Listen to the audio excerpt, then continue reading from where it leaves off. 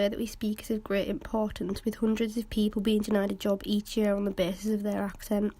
Within this, many individuals fail to acknowledge that British accents face just as much or even more stigmatisation in this process. Statistics from surveys carried out by the ITV show that 28% of the UK population feel as though they've been discriminated against due to their accent, with 80% of employers admitting to discrimination of this form.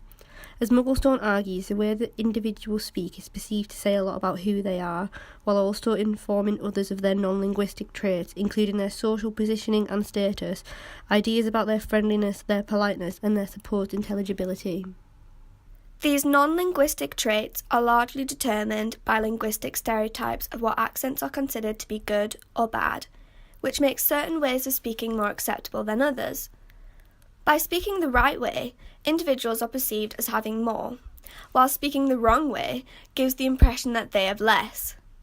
This is largely related to the fact that, as Mugglestone argues, culture is presented as integral to the standard of one's speech.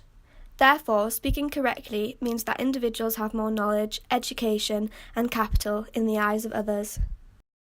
The emphasis placed on the right way of speaking means that discrimination is rife against those who don't fit into speaking with a standard British accent, instead speaking in a non-standard rural or common way. As Fisherman argues, standard accents are commonly associated with status, the media and power, and because of this, those who speak in this way are also favoured for prestigious jobs. This differs from non-standard accents, which are associated with lower levels of economic success and intelligence, and therefore are more suitable for low-status jobs.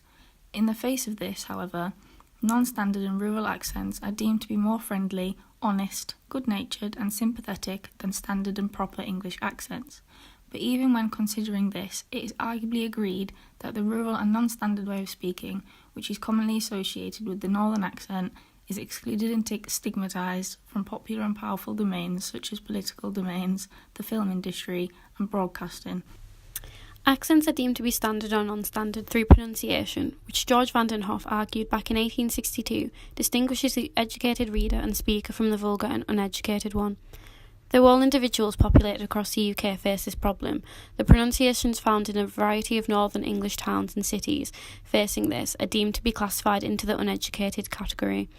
As the ITV show tonight discovered, although received pronunciation is only used by a small percentage of people, it is still considered by 2/3 of the population to be the right way of speaking, which in part relates to the users of received pronunciation, including those in powerful, educated and wealthy positions. As Mugglestone argues, the emphasis placed on standard English simultaneously subordinates all other forms of English language, which can lead to those external to this standard to feel uncultured, unworthy and unable to obtain certain societal roles. Many people often begin to devalue their accents, speech and pronunciation, creating problems for their self-image and perceptions. Key to the separation between different accents is what Imogen Tyler calls social abjection, which is the act or action of casting down or degrading something as vile or unworthy. These vile and unworthy groups are then faced with both physical and symbolic exclusionary processes, which helps create them as human waste that can be disposed of. Groups become abject through creating them as disgusting, forming fields of revulsion and nausea, and associating the groups with socially stigmatising meanings and values. Disgust takes a variety of forms, explored firstly by Colnay in the 1920s, who distinguished between natural and moral forms of disgust. The social abjection of individual linguistics is a form of moral disgust, as it emerges through transferring the physical feeling of disgust into our value judgments and concepts, so that when we hear accents we don't like, we automatically feel repulsion. Disgust is also, as argued by Colnay, a spatially aversive emotion concerned with the proximity that individuals have to a disgusting object. This proximity can occur either geographically or mentally, and in this sense, as Lawler argues, disgust is ontologically grounded in that part of who we are relies on not being or liking the disgusting object. To create distance between oneself and the object of disgust, individuals partake in the process of boundary making and boundary maintaining, by creating clear us and them distinctions.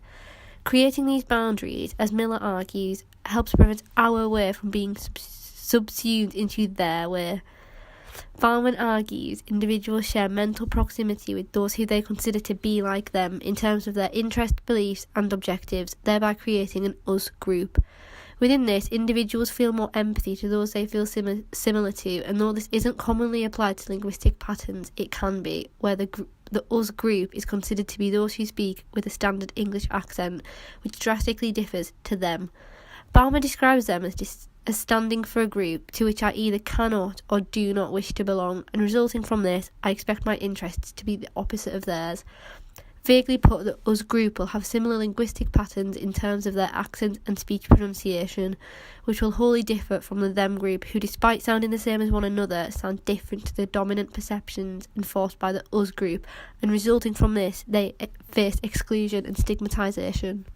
An example of boundary making and maintaining through the us versus them rhetoric was in 2014 when Katie Edwards, a lecturer at the University of Sheffield, was mocked by a doctoral student from the UK Russell Group for her northern accent. Edwards, coming from Mexborough in Doncaster, was mocked for her accent in front of her fellow colleagues by a complete stranger who afterwards turned and spoke to Edwards' non-northern colleague. Through ridiculing her accent, the unnamed individual was pointing out the differences between their linguistic patterns, and though it was presumably intended to be in a comedic way, it nonetheless establishes the stigmatisation and undesirability of the northern accent, which excluded Edwards from the following conversation, othering her. In choosing to speak to Edwards' non-northern colleague, the individual opted to converse with someone who they considered to be part of their group, and through which they perceived to have more in common with due to their similar linguistic patterns, which again refers to Mugglestone's argument that individuals base a lot of non-linguistic assumptions on what they hear. Boundary maintenance and the us versus them rhetoric is enforced through what Tyler calls the discussed consensus, which helps us to define who they are and how we should react to them. As Douglas argues, our reactions to disgust are related to wider social structures, beliefs and taboos that are continually repeated and reinforced. It is these reactions to disgust that maintain the boundaries of us and them through maintaining the physical and or symbolic exclusion of polluting practices, persons and objects.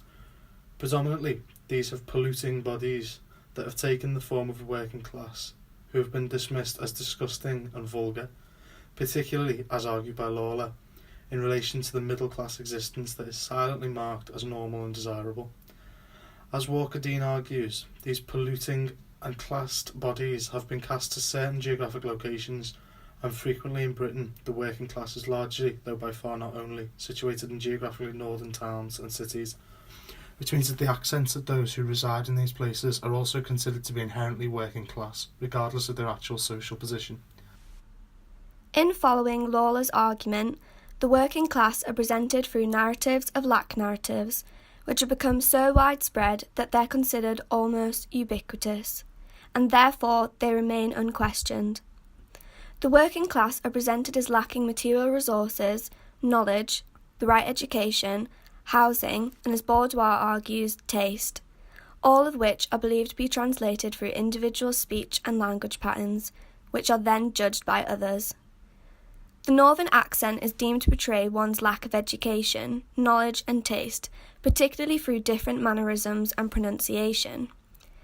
In part, northern accents that are seen as presenting someone who lacks the right means of education, housing or social background may be true, as on the whole northern towns and cities have been hit the hardest by austerity measures, which in turn impact the services available to help and benefit the well-being of these cities' inhabitants. However, these widespread assumptions have real impacts on individual daily lives, in relation to job applications and employability, and in relation to smaller and more mundane actions of conversing with people, as seen in the example of Katie Edwards.